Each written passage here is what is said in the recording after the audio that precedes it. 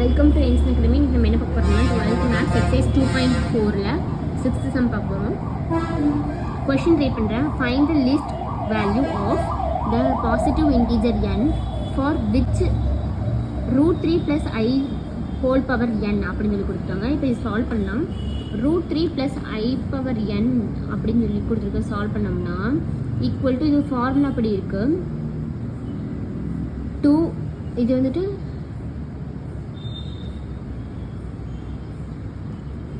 இந்த ஃபார்முலா படி இருக்குது. இப்போ நம்ம எழுதும்போது எப்படி எழுதலாம்னா இந்த 2 நம்ம போட்டுக்கிறோம். இது வந்துட்டு n+1 அப்படின்னு சொல்லி எழுதும்போது 0 √3 + 0/2 த ஹோல் பவர் n அப்படின்னு சொல்லி எழுதணும்.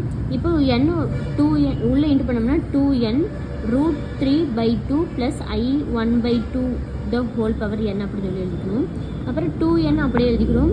இதுக்கு வந்துட்டு நம்ம cos π/6 + i sin π/6 the whole power n சொல்லி இருக்கிறோம். z ஓட வேல்யூ வந்துட்டு 2n cos n உள்ள n இன்ட்டு பண்ணோம்னா cos n π/6 + sin n π/6 அப்படின்னு நம்ம கிடைக்கும்.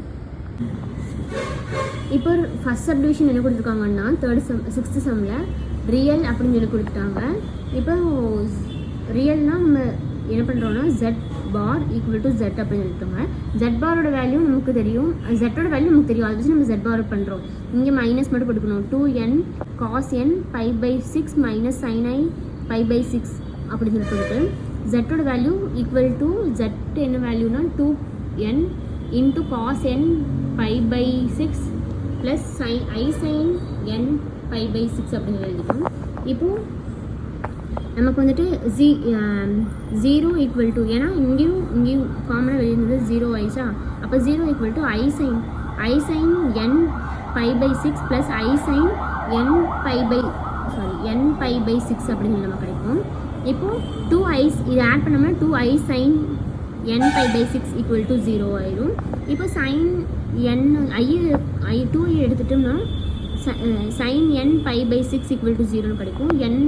n π/6 equal to sin inside வரும்போது sin inverse into 0 equal to இது கேன்சல் பண்ணோம்னா பை கிடைக்கும். இந்த பை கேன்சல் பண்ணோம்னா நமக்கு 1 தான். n ஈக்குவல் டு 6 அப்படின்னு சொல்லி நமக்கு கிடைக்கும். தேங்க்யூ.